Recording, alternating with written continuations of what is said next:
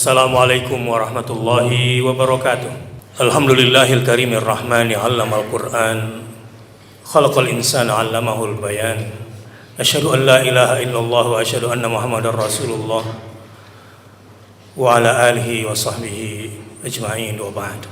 Ya ayyuhalladzina amanu taqullaha haqqa tuqatih wa la tamutunna illa wa antum muslimun. Sidang Jumat rahimakumullah, mari introspeksi diri.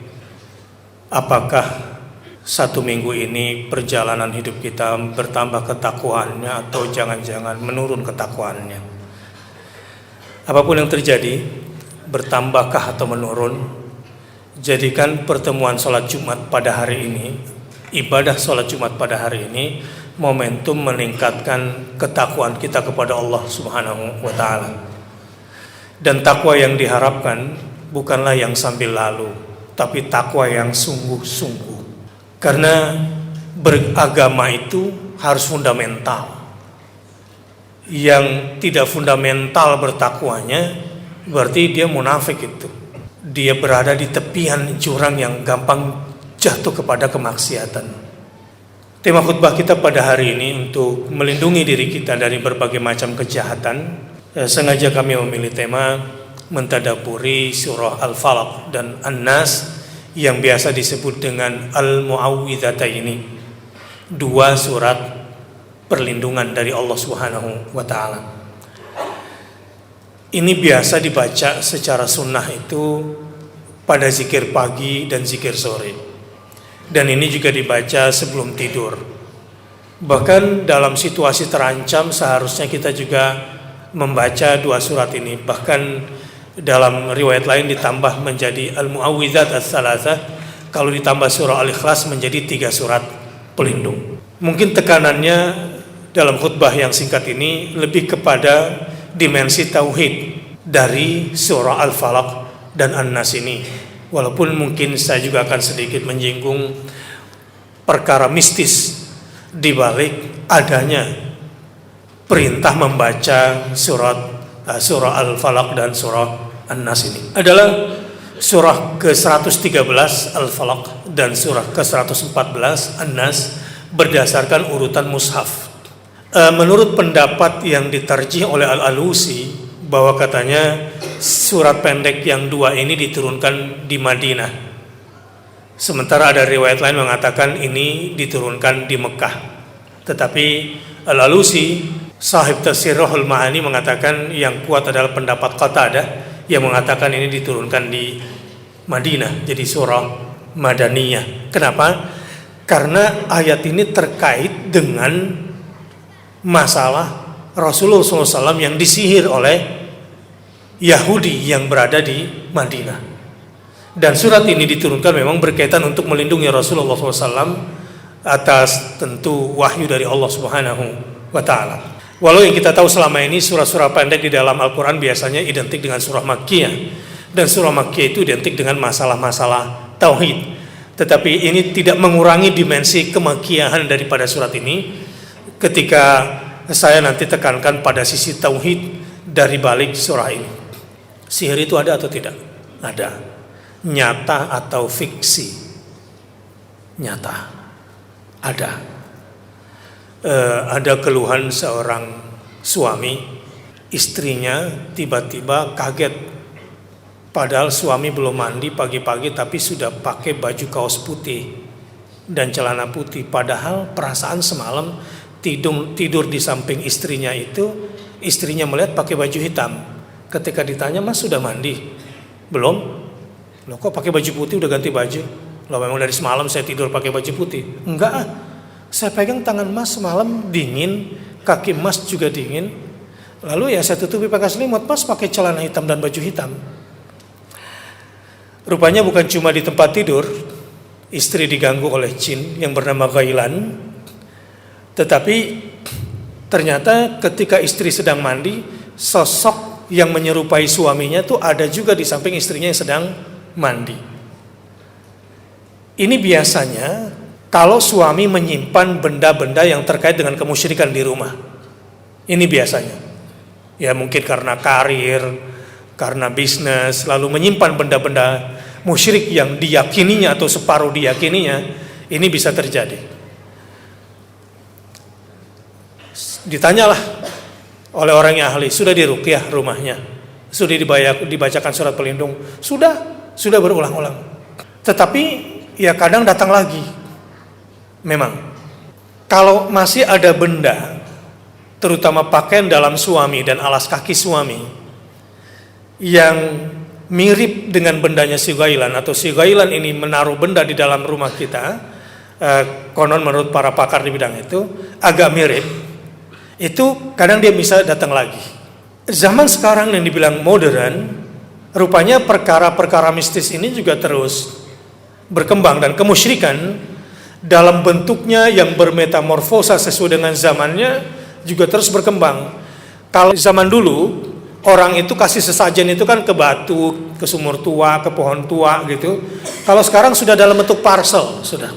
Jadi parcel ini sudah identik juga dengan sesajen. Karena orang kasih sesajen biasanya untuk dua hal. Sama dengan orang kasih parcel untuk dua hal. Ini parcel yang bukan hadiah. Orang biasanya kasih sesajen satu karena selamatan atau karena syukuran, memohon keselamatan dari perkara gaib yang dia sendiri tidak paham, dan yang kedua karena bersyukur, barangkali entah dari mana bersyukurnya, sama kayak budaya baru di Indonesia, budaya terima kasih kepada laut gitu, dengan mengarungkan kepala kerbau misalnya ke laut, dan sudah dijaga kembali, dilestarikan kembali budaya ini. Parcel juga kadang-kadang begitu pada pejabat-pejabat tertentu. Nah, apalagi bea cukai ini strategis sekali. Ketika itu sudah mengandung selamatan atau syukuran yang bukan tempatnya untuk hadiah. Kalau hadiah itu sunnah, tahadu, tahabu, saling menghadiahkanlah kamu, maka kamu akan saling mencintai. Tapi kalau sudah berbentuk sogokan, ya dianggap Anda yang akan menghambat rezeki seseorang, atau Anda yang dianggap bisa meluluskan rezeki seseorang, lalu Anda disogok dalam berbagai macam bentuk, hati-hati. Biasanya orang yang suka makan sogokan itu banyak masalahnya. Dalam hadis Nabi SAW, istrinya bermasalah biasanya. Istrinya suka sama laki orang lain. Anaknya juga bermasalah biasanya. Bahkan konon digambarkan kendaraannya pun bermasalah. Orang yang suka bawa uang haram, uang sogokan ke rumah itu, biasanya banyak masalah. Dan biasanya orang seperti itu rentan untuk diganggu oleh makhluk-makhluk yang jahat. Untuk itulah di sini sedikit saya ingin berikan bagaimana memohon perlindungan kepada Allah lewat tauhid dulu, baru lewat khasiat daripada kedua surah ini. A'udzubillahi minasyaitonirrajim. Bismillahirrahmanirrahim. Qul a'udzu birabbil falaq. Katakanlah, just statement. Buat statement. Katakan. Hanya berkata apa? A'udzu birabbil falaq. Ya Allah, aku lemah, aku tak berdaya, aku berlindung kepadamu dengan sifatmu yang menguasai falak, subuh. Karena kekuatan cahaya saat itu membelah kekuatan gelap malam. Kekuatan cahaya membelah kekuatan gelap malam. Perkataan ini bukan perkataan biasa. Ini lebih dari sekedar mantra yang dibaca. Orang yang berlindung kepada Allah dengan sifatnya Rabbil Falaq, maka dia akan diberikan kemampuan untuk merobek kekuatan gelap. Qul a'udzu birabbil falaq. Ada yang menarik di surah Al-Falaq ini. Kita diminta berlindung hanya dengan satu sifat untuk 4 kejahatan. Satu sifat Allah sebagai Rabbul Falaq yang memecah kegelapan dengan cahaya, agar kita selamat dari 4 kejahatan. Kejahatan apa?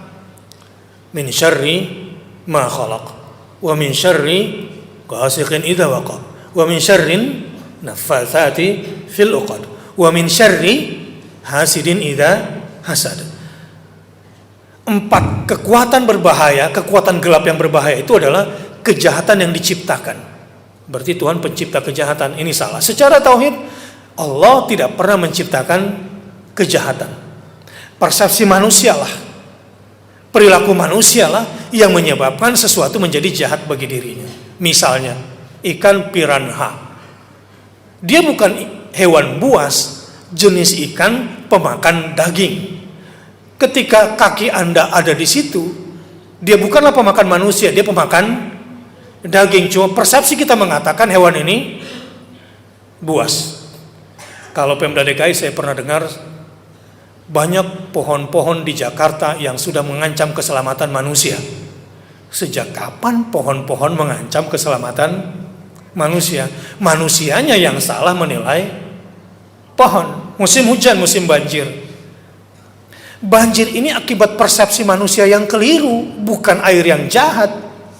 Coba lihat, orang Indonesia itu terbiasa bikin rumah di kali, belakangnya itu ke kali, pintu depannya ke jalan raya. Beda dengan orang-orang yang di dunia maju, justru pintunya ke arah kali, bagian belakangnya ke arah jalan. Persepsi ini menimbulkan perilaku yang berbeda. Orang-orang yang menghadapkan pintu rumahnya ke arah kali karena mereka melihat air adalah sumber kehidupan. Kali adalah sarana kehidupan. Dan ini harus dibersihkan air kali ini. Persepsi ini menimbulkan lingkungan hidup yang juga bersih. Tapi kalau sudah bikin rumah, belakangnya menghadap ke kali, semua akan dibuang ke kali. Jadi persepsi yang salah tentang kali menyebabkan kali seakan-akan tempat pembuangan semua jenis limbah, akhirnya terjadilah banjir. Dulu ada rawa buaya, ada rawa bebek, ada rawa apalah namanya. Karena orang Jakarta nggak sedia hidup bersama dengan air, semua kemudian ditutup jadi tinggal namanya doang. Ada rawa sari. Padahal rawa ini tempatnya air, karena orang Jakarta tidak senang hidup bersandingan dengan air. Kalau orang Singapura kan dia buat waterfront misalnya gitu. Karena mereka senang bersama air jadi nggak kebanjiran. Nah kalau tempatnya air, kampungnya si air sudah dijadikan bangunan, airnya pulang kampung disebut banjir. Persepsi. Bukan Allah yang menciptakan kejahatan, tetapi persepsi manusia sendiri yang keliru dan perilakunya yang keliru. Dan biasanya memang salah mengenal Allah dan salah mempersepsikan ciptaan-ciptaan Allah Subhanahu wa ta'ala. Qul a'udzu birabbil falaq min syarri ma khalaq wa min syarri ghasiqin idza waqab. Dan dari kegelapan malam jika sudah sangat gelap, sudah gulita. Ya biasanya memang kekuatan gelap itu muncul di waktu gelap. Pulang kantor yang mestinya pulang, kembali bermain dengan anak, apalagi sekarang musim ujian, anaknya mestinya dibantu buatkan PR, entah kemana pekerjaan para suami ini. Sehingga banyak orang tua kalau ditanya sama temannya, bapak lo mana? Gelap. Kenapa? Perginya gelap, pulangnya gelap. Pergi anak masih tidur, pulang anak sudah tidur. Pulang pun tinggal capeknya saja. Sehingga anak cuma kebagian waktu sisa. Jangan salahkan kalau anaknya nanti menjadi anak yang nakal, pelaku geng motor, SMP sudah merokok, kemudian narkoba, kemudian free sex, hamil di luar nikah, naudzubillah min dzalik. Akibat ayahnya autis, urusannya bekerja terus. Jarang mendoakan anaknya. Qul a'udzu birabbil falaq min syarri ma khalaq. Kekuatan kegelapan ini luar biasa, khususnya kalau sudah menjelang waktu gelap. Wa min syarri naffatsati fil 'uqad. Dan dari kejahatan tukang sihir yang meniup di simpul-simpul yang dia ikat, macam-macam. Tergantung jenis santet yang dia inginkan, macam-macam. Ada bambu dipatah-patahin, kemudian diikat, itu biasanya pengantin baru nggak bisa ngapa-ngapain itu. Ada kain wol yang kemudian diikat, macam-macam. Ada kemudian serat-serat bambu yang tajam yang kemudian diikat. Orang yang kena santetnya ini akan kesakitan dan secara medis tidak bisa terdeteksi. Wa min syarrin naffatsat, biasanya mereka bekerja meniup simpul-simpul buhul itu, dan pelakunya kebanyakan memang perempuan. An-naffatsat atau kata-kata an-naffatsat bisa berarti memang at-taktsir fin naffatsah. Jadi kecenderungan manusia memang suka menghembus-hembuskan sikap negatif, khususnya di tengah malam itu. Wa min syarrin naffatsati fil 'uqad, dan dari kejahatan tukang sihir yang biasa meniup di simpul-simpul ikatan itu. Wa min syarri hasidin idza hasad, dan dari kejahatan pendengki jika sudah mulai muncul dengkinya. Digambarkan oleh para ulama, dengki ini seperti bisa hewan buas, racun hewan buas. Jadi kadar racun pada hewan buas itu sangat dipengaruhi oleh tingkat emosional si hewan itu. Semakin tinggi emosinya, biasanya semakin tinggi volume racunnya. Nah manusia, ini hati-hati, ada namanya al-ain. Ada penyakit dengki yang dilancarkan lewat mata.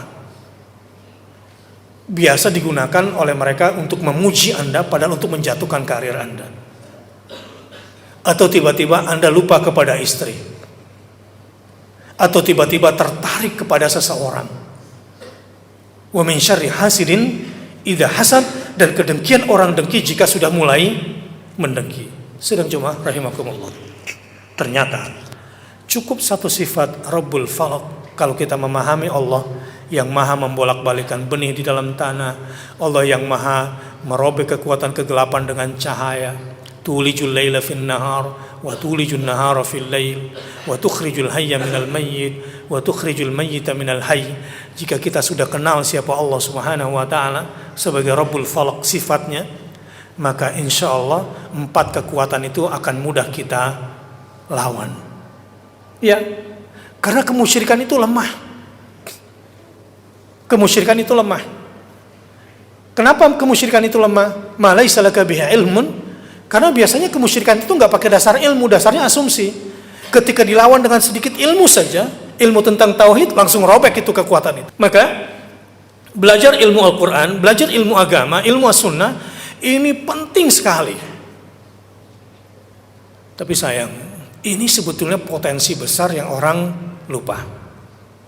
Apalagi zaman sekarang, media di dunia ini penuh dengan hasud, penuh dengan kekuatan kegelapan. Susah cari media yang namanya both side cover itu. Makanya kalau saya berprinsip mending dapat informasi dari orang beriman langsung lah, nggak mau terima informasi dari orang fasik walaupun medianya media mainstream, walaupun kelihatannya keren, kelihatannya database-nya bagus, kagak deh. Mau Kompas kayak, mau CNN kayak, mau apa kayak gitu. Idza ja'akum fasiqun binaba'in fatabayyanu. Tabayyun, hati-hati, karena informasi yang dibawa oleh orang beriman jauh lebih selamat ketimbang informasi yang dibawa oleh orang fasik. Dan dengki di situ masuk, apalagi musim pilkada seperti ini. Waduh, kasihan orang Islam. Dia cuma digaji paling 1,5 juta, udah pakai jilbab, topinya Sinterklas pula. Kasihan saya melihatnya. Saya tanya, kenapa Anda pakai topi Sinterklas? Ini kan cuma topi doang, Ustaz. Dia tidak mengerti kalau itu sudah merupakan simbol-simbol agama.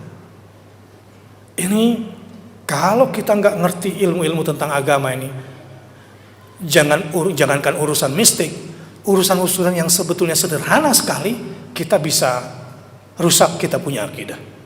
Untuk itu berlindunglah juga dengan kekuatan surah An-Nas. Qul a'udzu birabbin nas. Bedanya apa dengan surah Al-Falaq, Ustaz? Di surah An-Nas ini kita disuruh berlindung dengan 3 sifat Allah untuk menghadapi 1 kejahatan. Kalau surah Al-Falaq cukup 1 sifat Allah menghadapi 4 kejahatan. Tapi di surah An-Nas kita disuruh berlindung dengan 3 sifat Allah menghadapi 1 kejahatan. Karena kejahatan yang satu ini berbahaya. Dan kamu tidak akan pernah bisa lolos darinya kecuali Allah yang melindungi kamu. Berlindung dengan 3 sifat Allah. Apa saja? Qul a'udzu birabbin nas. Yang kedua, malikin nas. Yang ketiga, ilahin nas. Berlindung kepada Allah pencipta manusia, raja manusia, dan sesembahan manusia. Pencipta manusia, Rabbun nas, Tuhan manusia, ya. Yang kedua, raja manusia. Yang ketiga, sesembahan manusia. Urutan hierarkisnya ini Allah yang susun. Karena biasanya manusia mengenal Allah yang paling gampang itu sebagai Rabbun. Nikmat yang pertama kali dirasakan oleh manusia dari Tuhannya adalah dia sebagai pencipta manusia, pendidik manusia, pelindung manusia, pemberi rezeki bagi manusia, pengatur manusia. Ini yang pertama, yang paling dirasakan oleh manusia. Nanti setelah akalnya berkembang, baru manusia mengerti malikin nas. Dia akan menyadari bahwa raja, diraja, penguasa, semua penguasa, pemilik, semua pemilik, berikut semua yang dirajainya, yang dikuasainya, yang dimilikinya adalah milik Allah semata-mata. Kalau orang sudah mulai berakal, baru bisa berlindung kepada Allah sebagai Al-Malik. Tapi yang paling tinggi, kalau manusia sudah mengenal Allah sebagai ilah, akhirnya sadar bahwa satu-satunya yang berhak untuk disembah hanyalah Allah saja. Hanyalah Allah saja, untuk dicinta, untuk ditakutkan, untuk diharapkan, untuk dipasrahkan, hanya Allah saja. Ini puncak pengetahuannya. Kalau sudah berlindung dengan Allah dengan 3 sifatnya, insya Allah baru bisa menghadapi satu kekuatan yang berbahaya. Apa itu? Min syarril waswasil khannas alladzi yuwaswisu fi suduril nas minal jinnati wan nas. Kejahatan yang kamu gak bisa lolos adalah kejahatan dari si setan yang terbiasa bersembunyi. Ya, provokator di balik semua, aktor intelektual di balik semua kejahatan. Khannas. Dan yang dia serang adalah sistem yang paling inti dalam tubuh manusia yang ada di dalam kolbunya itu. Itu yang dihajarnya di situ. Sistemnya yang dirusak. Pelakunya siapa? Bisa setan al-waswas dari kalangan jin, dan bisa setan dari kalangan manusia. Ustaz, di sini kan pelakunya jin dan manusia. Kenapa kok disebutnya surah An-Nas? Harusnya kan surah Al-Jinnah wan Nas. Iya, hanya disebutkan An-Nas karena kejahatan yang ditimbulkan oleh setan manusia jauh lebih fatal akibatnya daripada setan yang dikerjakan oleh kalangan jin. Sebab ada banyak yang tidak bisa dikerjakan oleh setan dari kalangan jin tanpa bantuan dari setan dari kalangan manusia. Sampai di sini saya ingin simpulkan khutbah Jumat kita pada hari ini dari surah Al-Falaq sampai surah An-Nas 1. Bersyukurlah kalau sudah bisa mengenal Allah, ma'rifatullah, terutama mengenal sifat Allah di surah Al-Falaq, An-Nas. Pelajari itu. Anda akan menjadi orang kuat dan selalu mendapatkan perlindungan dari Allah. Rabbul Falaq, Rabbun Nas, Malikin Nas, Ilahin Nas. Ini ilmu penting. Enggak usah pusing-pusing menghadapi kekuatan sihir, kekuatan dukun. Kita enggak akan kalah sama mereka kalau kita diberikan kekuatan ilmu oleh Allah memahami 4 sifatnya. Yang kedua, kalau sudah memahami sifat itu tidak boleh sombong. Yang namanya manusia lemah tanpa pertolongan dan perlindungan dari Allah Subhanahu wa ta'ala. Yang terakhir, yang ketiga, sering-seringlah memohon perlindungan kepada Allah. Sering-sering. Orang nekat keluar dari rumah tidak bermohon kepada Allah. Nih, orang tua sebelum tinggalkan rumah, suami yang benar, astaudiullah ahli wa baiti wa abnai. Kalau anak mau pergi sekolah, ya mbok bilang, nak, kutitipkan kamu kepada Allah. Mudah-mudahan otak kamu gak dirusak di luar sehingga kamu jadi sekuler dan liberal. Mau berangkat tinggalkan rumah, berdoa di mobil, ya Allah, aku titipkan rumahku, istriku, cucuku, bahkan mobilku ini kepadamu ya Allah. Insya Allah kita akan dilindungi oleh Allah Subhanahu wa ta'ala. Di perjalanan, heran saya, pergi buka handphone, pulang buka handphone lagi di mobil. Padahal pergi ini sangat-sangat tepat sekali mengisi energi diri. Berangkat dari rumah ke kantor itu zikir pagi, mohon perlindungan kepada Allah. Dahsyat sekali itu. Isi doa yang ada dalam zikir pagi itu enggak kayak doktrin di pelatihan. Di pelatihan itu otak kita dirusak kadang-kadang. Udah jelas-jelas siang dia bilang pagi, udah jelas-jelas sore dia bilang pagi, supaya semangat. Ini gara-gara enggak baca zikir pagi, jadi otaknya rusak. Hanya ingin menimbulkan semangat pagi, dia bohongi dirinya sendiri. Padahal kalau kita baca zikir pagi, Allahumma inni asbahtu ushidu wa ushidu hamalata arsyik wa malaikatak wa jami'a khalqik bi annaka antallah la ilaha illa anta wahdaka la syarika lak wa anna muhammadan abduka wa rasuluk. Wah, full jiwa ini dengan motivasi. Ya Allah, di pagi yang cerah dan indah ini aku bersaksi padamu dan aku bersaksi terhadap semua malaikatmu, dan aku bersaksi bahwa kepada semua makhluk ciptaanmu engkaulah satu-satunya Tuhan, sesembahanku yang tidak ada sekutu bagimu, dan aku bersaksi bahwa Muhammad itu adalah hambamu dan utusanmu. Itu komitmen pagi akan membuat kita memiliki energi yang luar biasa. Pulang kantor, ya mbok zikir sore, apalagi macet. Itu tempat paling nikmat untuk berzikir. Udah kalau perlu matiin tuh handphone, tutup. Nikmati macet dengan berzikir sore, dengan membaca surat-surat pelindung dan perlindungan dari Allah Subhanahu wa taala agar hati kita tentram, keluarga kita terlindungi. Barakallahu li wa lakum fil Qur'anil Karim wa nafa'ani wa iyyakum bima fihi minal ayati wa dzikril hakim wa taqabbala minni wa minkum tilawatahu innahu huwal ghafurur rahim. Alhamdulillahirabbil alamin arrahmanir rahim maliki yaumiddin iyyaka na'budu wa iyyaka nasta'in ihdinas siratal mustaqim siratal ladzina an'amta 'alaihim ghairil maghdubi 'alaihim waladdallin amin. Asyhadu an la ilaha illallah wa asyhadu anna muhammadar rasulullah. Ya ayyuhalladzina amanu taqullaha haqqa tuqatih wa la tamutunna illa wa antum muslimun. Pekerjaan kita, apalagi pada posisi-posisi strategis, apalagi posisi-posisi bahasa, setannya besar-besar, jarang yang selamat. Belajar agamanya cuma umur 10 tahun atau paling lama 10 tahun. Setelah itu karir dunia terus yang difikirkan, bagaikan membangun bangunan tinggi tapi pondasinya pondasi yang rapuh.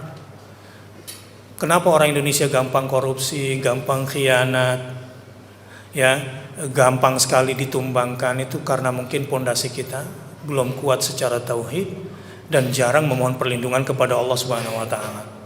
Misalnya nih, masuk kantor, ruangan kita nggak usah takut disadap, nggak usah takut diapa-apakan oleh orang lain. Pokoknya masuk baca assalamualaikum. Atau kalau perlu tambah masya Allahu la quwata illa billah. Semua kekuatan gaib, semua kekuatan jahat yang ada yang akan mengintai kita, dengan izin Allah kita akan dijauhkan asal kita tidak bermaksiat kepada Allah Subhanahu wa taala. Karenanya bertakwalah kepada Allah dengan takwa yang sesungguhnya. Innallaha wa malaikatahu yusholluna 'alan nabi ya ayyuhalladzina amanu shallu 'alaihi wa sallimu taslima. Wa 'ala sahabati ajma'in Abi Bakrin wa Umar wa Uthman wa Ali wa 'ala tabi'in wa tabi'it tabi'ina lahum bi ihsanin ila yaumiddin warhamna ma'ahum bi rahmatika ya arhamar rahimin. Allahumma ighfir lil muslimina wal muslimat wal mu'minina wal mu'minat al ahya'i minhum wal amwat innaka samiun qaribun mujibud da'wat ya qadhiyal hajat. Rabbana zalamna anfusana wa illam taghfir lana wa tarhamna lanakunanna minal khasirin. Allahumma inna nas'aluka ridhaka wal jannah wa na'udzubika min sakhatika wan nar. Allahumma habbib ilaina al iman wa zayyinhu fi qulubina wa karrih ilaina al kufra wal fusuqa wal isyan waj'alna minar rasyidin. Allahumma a'izzal islam wal muslimin wa ahlikil kafarata wal musyrikin a'da'aka a'da'ad-din. Allahumma ansur man nasaraddin wa khdzul man khadzalal muslimin. Rabbana hab lana min azwajina wa dhurriyyatina qurrata a'yun waj'alna lil muttaqina imama. Rabbana ighfir lana wa liwalidayna warhamhuma kama rabbayana shighara. Rabbana ij'alna muqimas salati wa min dhurriyyatina Rabbana wa taqabbal du'a. Rabbana auzi'na an nashkura ni'mataka allati an'amta 'alaina wa 'ala walidayna wa aslih lana fi dhurriyyatina inna tubna ilaika wa inna minal muslimin. Rabbana taqabbal minna innaka antas samiul alim wa tub 'alaina innaka antat tawwabur rahim. Rabbana atina fid dunya hasanah wa fil akhirati hasanah wa qina adzabannar. Ibadallah, innallaha ya'muru bil adli wal ihsan wa ita'i dzil qurba wa yanha 'anil fahsya'i wal munkari wal baghi ya'idzukum la'allakum tadhakkarun. Fadhkurullahal 'azima yadhkurukum washkuruhu 'ala ni'amihi yazidkum wa la dzikrullahi akbar wallahu ya'lamu ma tasna'un.